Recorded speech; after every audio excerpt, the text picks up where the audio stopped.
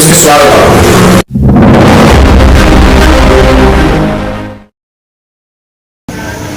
ఆ దగ్గరలో కొద్దిగా లెక్క ఇదయ్యేది, లాక్ దింపినా కానీ ఈ లోన ఏరియా అక్కడే కొద్దిగా వాటర్ నిలబడేది.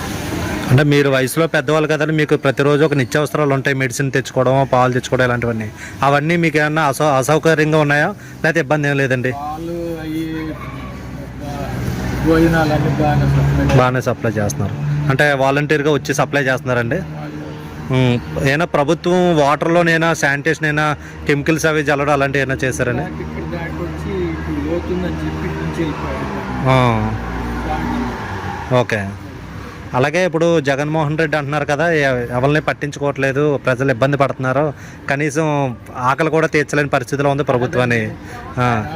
ఎవరికి పనికి మళ్ళీ మాటలు మాట్లాడుతున్నారు, తినేప్పుడు ఇస్తున్నారు. అవును, పొద్దున పూట వచ్చి వాటర్ బాటిల్, బిస్కెట్ ప్యాకెట్లు ఇస్తున్నారు.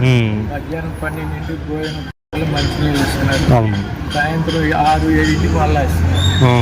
అన్నీ ఇస్తున్నారు కానీ తీసుకొని మనం ఇవ్వట్లేదని అలాగే ఈ ఫ్లడ్స్ వల్ల మునిగిపోయి గుడిమేరికి గండి పడడం వల్ల చాలా ఇబ్బందులు పడుతున్నాం. గవర్నమెంట్ మాత్రం టైంలీ వచ్చి పొద్దున్న బిస్కెట్లు, వాటర్ ప్యాకెట్స్, పులిహోర ప్యాకెట్లు, మధ్యాహ్నం food, night evening medicines, milk packets, night food అన్నీ కూడా ఇస్తున్నారు, ప్రొవైడ్ చేస్తున్నారు. వాటర్ బాటిల్స్ దానివల్ల కొంచెం రిలీఫ్ ఉందండి. అంటే ఆల్రెడీ జగన్మోహన్ రెడ్డి ఏమంటున్నాడంటే ఎవరికి పాలు అందలేదు, ఫుడ్ అందలేదు, ఏవి అందలేదు అని చెప్తాను. ఇది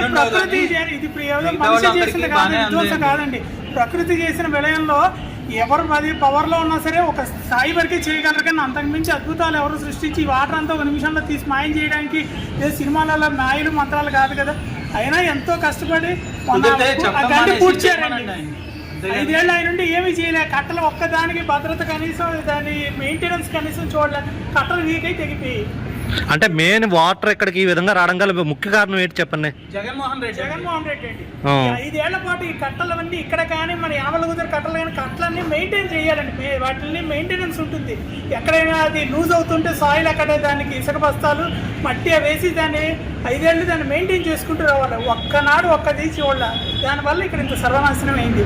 ఆయన ఉన్న 5 ఏళ్లలో కూడా ఎన్నో వచ్చేయండి వరదలు, చాలా ఈ ప్రకృతి వైపరీత్యాలు వచ్చాయి. ఒక్కనాడు హెలికాప్టర్ల పైన తిరిగాడు కానీ మరి 75 ఏళ్ల వయసులో చంద్రబాబు నాయుడు గారు బోట్లో నిన్న వంగలపూడి అంతే గారు హోమ్ మినిస్టర్ గారు వచ్చి వాటర్ బాటిల్స్, ఫుడ్ అందించారు.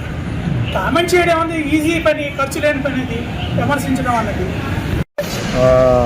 మాది నందమూరి నగరు, అంటే తోటవారు వీధి 16 లైన్. యాక్చువల్గా మా సైడ్ ఆల్మోస్ట్ వాటర్ ఇక్కడ వరకు వచ్చేసినాయి. పైనుంచి వాటర్ రావడం వల్ల మా కార్లు, సెలార్లో ఉన్న కార్లు, బండ్లు అన్నీ మునిగిపోయినాయి. ఎక్సెస్ వాటర్ రావటం వల్లే మా అన్నీ మునిగిపోయినాయి.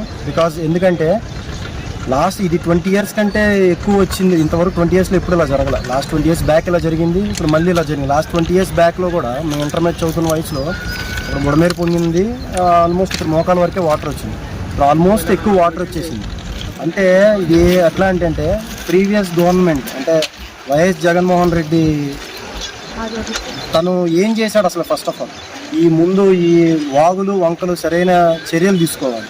ఈ వాగులు, వంకలు సరైన చర్యలు తీసుకోకపోతే ఇలానే పొంగిపోయి అటువైపు మేము ఫ్లాట్లు, ఫస్ట్ ఫ్లోర్లో ఉన్న ఫ్లాట్లు, పెద్ద పెద్ద విల్లాలు కట్టుకొని ఉన్నాం. అందరూ మునిగిపోయి ఇలా వచ్చేస్తున్నారు. ప్రీవియస్ గవర్నమెంట్ చేయన నిర్లక్ష్యం వల్లే, వాళ్ళు చేసిన నిర్లక్ష్యం వల్లే ఇలా మనం ఇబ్బంది పడుతున్నాం, ఇంతమంది ఇబ్బంది పడుతున్నాం. చంద్రబాబు నాయుడు గారు నాకు తెలిసి దేశంలో మొత్తం మీద చంద్రబాబు నాయుడు లాంటి ముఖ్యమంత్రి ఎవరు ఉంటే ప్రూవ్ చేయమనండి. పగలు లేదు, రాత్రి లేదు. రాత్రి 4 గంటల వరకు, తెల్లవారుజాము 4 గంటల వరకు ఆయన ఇక్కడే ఉంటున్నారు, అన్నీ చేస్తున్నారు. ఇంకా ఆయనకి ఏం చేస్తారు? జనం ఎక్కువైపోయారు, వాటర్ ఎక్కువైపోతే ఎంత సహాయం చేసి హెలికాప్టర్, మా అపార్ట్మెంటే ఉంది ఎగ్జాంపుల్, 16 లైన్ మా అపార్ట్మెంటే ఉంది. హెలికాప్టర్ పైనుంచి వాటర్ బాటిల్స్ వేసారండి. మాకు వీడియో కూడా ఉంది, మీకు వీడియో ఏమంటే ఇస్తాను. దీనికి మనం ఏం చేయలేం. ఇది జగన్మోహన్ రెడ్డి ఏదేదో వచ్చేసి ఏదేదో మాట్లాడేసి కనీసం మన జనాలు పట్టుకున్నాడో లేదో కూడా నాకు తెలియదు. ఒక వాటర్ ప్యాకెట్ ఇచ్చాడా జనానికి? ఇవ్వలేదు. ఇవ్వకుండా ఏదేదో పిచ్చివాగుడు వాగుతూ జనాలు ఇంకా పిచ్చిగా మభ్యపెట్టి ఇంకా బతుకుదామంటే అందుకనే 11 మంది ఇచ్చారు. ఈసారి ఒకళ్ళే ఇస్తాడేమో, ఆడు గెలుస్తాడో గెలవడో కూడా తెలియదు. జనాన్ని ఇలాంటి సమయంలో ఆదుకోవాలి అంతే తప్ప పిచ్చి పిచ్చి వాగుడు వాగకూడదు. పిచ్చి పిచ్చి వాగుడు వాగకూడదు. ఏదైనా సహాయం ఎవరైనా ఏ పార్టీ పరంగా అయినా సరే హెల్ప్ చేయండి అంతే. ఇలా పిచ్చి పిచ్చి వాగుడు వాగితే చెప్పు తీసుకొని కొడతారు జనం. నా దగ్గరికి వస్తే నేను చెప్పు తీసుకొని కొట్టేవాడిని. ఏంటి ఆ వాగుడు?